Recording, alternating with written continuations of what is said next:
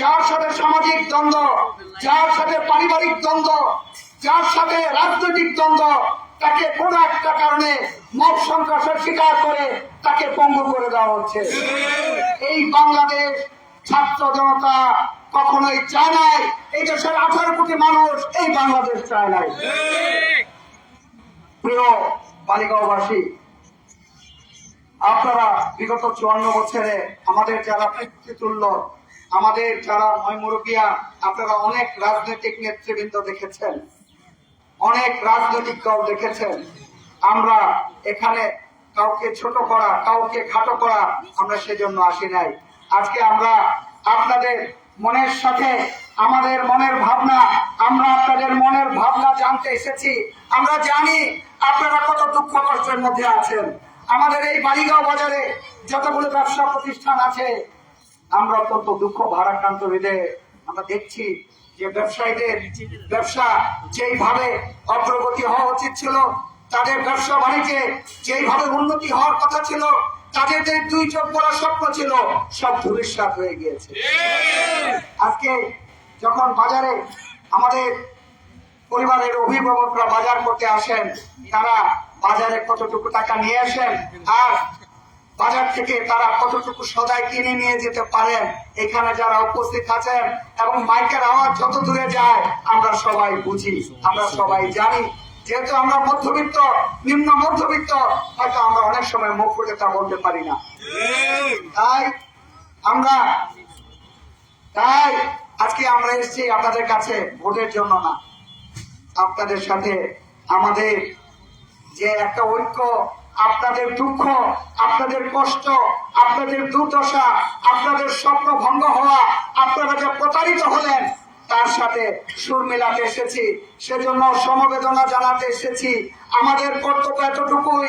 তবে আমরা আপনাদেরকে এতটুকু বলতে চাই, জাকের পার্টি শুধু ওরস শরীফ, ফাতেহা শরীফ, ইসলামী জলসা ওয়াজ মাহফিলের জন্য তৈরি হয় নাই। আমি একটু পিছন থেকে যে বলি, আজ থেকে 78 বছর আগে জাকের পার্টির মহান প্রতিষ্ঠাতা বিশ্বলি হযরত মাওলানা শাহ সুফি খাজা ফরিদপুরি রহমতুল্লাহ আলাইহি সাহেব যখন আটরশি প্রত্যন্ত পল্লীতে তিনি যখন গমন করলেন, সেখানে সভ্যতার লেশ মাত্র ছিল না।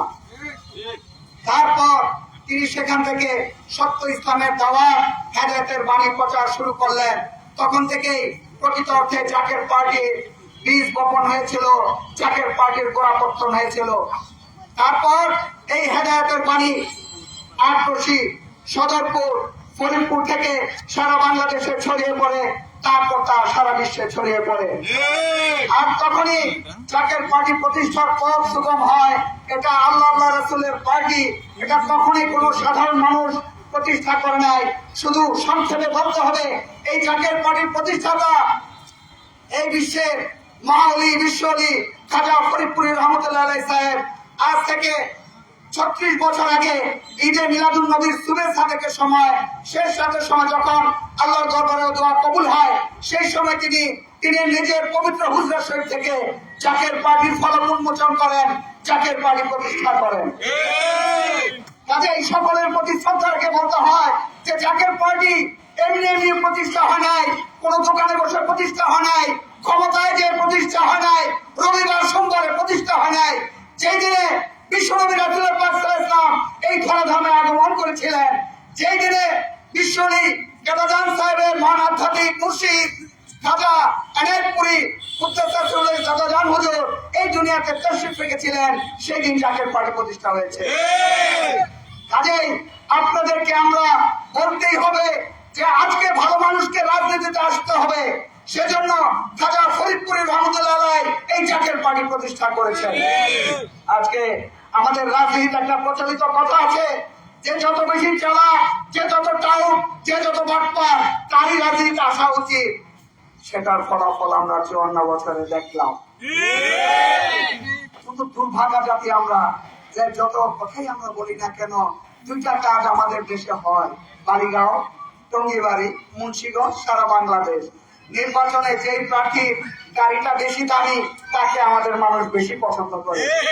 যে যত বড় টাউন বাটপারি হোক না কেন, সে কত টাকার মালিক, কতগুলি মিল ফ্যাক্টরি তার আছে, চায়ের দোকানে বসা তার ফলাও করে প্রচার চলে। দুঃখজনক। সংস্কার সব জায়গায় হইতে হবে।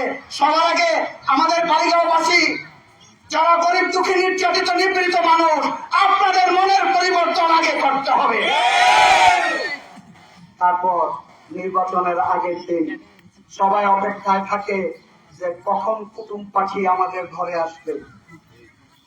করকরানো 1000 টাকার নোট ব্যাংক থেকে মাত্র উঠে আসছে, ওই নোটটা যখন দেয় মাথা নষ্ট।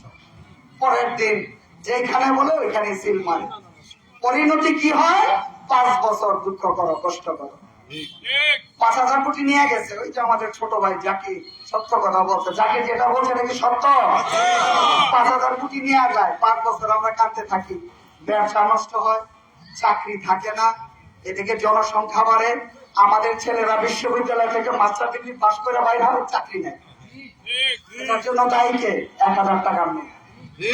কাজে করজোড়ে মিনতি করব, ভোট চাইতে আসি নাই। আপনারা দয়া করে, আমরা সংস্কারের জন্য আছি, জাকের পার্টির সংস্কারের দল, যতবার লাগে ততবার আমরা আপনাদের কাছে আসব।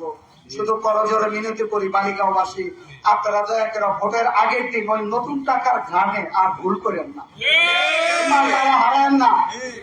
আর আপনাদেরকে বলবো, প্রাডো গাড়ির থেকে নামলে, পাজারো গাড়ির থেকে নামলে মুড়মুড়িয়া করে দেন না। কারণ আপনারা আমার টাকা মাইরে, সবাইকে বলছি না ভালোভাবে, আপনারা আমার টাকা মাইরে কিন্তু তারা ইলেকশনের টাকা জোগাড় করে। করজোড়ে মিনতি, এবার আর ভুল করেন না। যার মন চায় ভোট দেন, কিন্তু এই ভুলটা আপনারা করেন না। আপনাদের কাছে বিনীত ভাবে একটা আবদার রাখবো, এই নির্বাচনটারে আপনারা ব্যয়বহুল করেন না।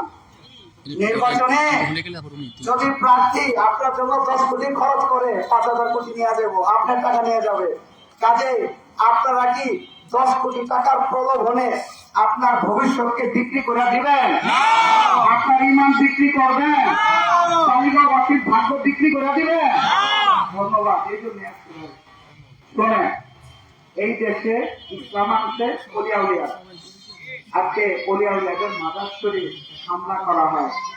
বড় বড় রাজনৈতিক দল তারা কোনো প্রতিবাদ করে না। অনেক ইসলামী দল অনেকে বড় বড় হাতে তালি দেয়। এতে কি আল্লাহ পাক খুশি হবে না বেজার হবে? নিশ্চিত থাকেন, আল্লাহ পাক এখানে আমাদের মাওলানা সাহেবরা আছে, কোরআনের আয়াত শরীফ আছে যে আল্লাহর রহমত তার নিকটবর্তী, ইমামের নিকটবর্তী, অর্থাৎ এই জামানার যিনি আমির, যিনি জিল্লুল হাকিম, যিনি রহমান, তার নিকটবর্তী হচ্ছে আল্লাহ রহমত। আর ইমাম চাইলে হওয়া যায় না, আল্লাহ সরকার থেকে আছে। আজকে আমরা কাউকে কটাক্ষ করতে আসি নাই। আমরা এক কলমার মুসলমান। ইসলামী দলগুলির মধ্যে আকীদাগত ভিন্নতা থাকতে পারে, আদর্শগত ভিন্নতা থাকতে পারে, কিন্তু মুসলমান বিপন্ন হয় এমন কোন কর্মসূচি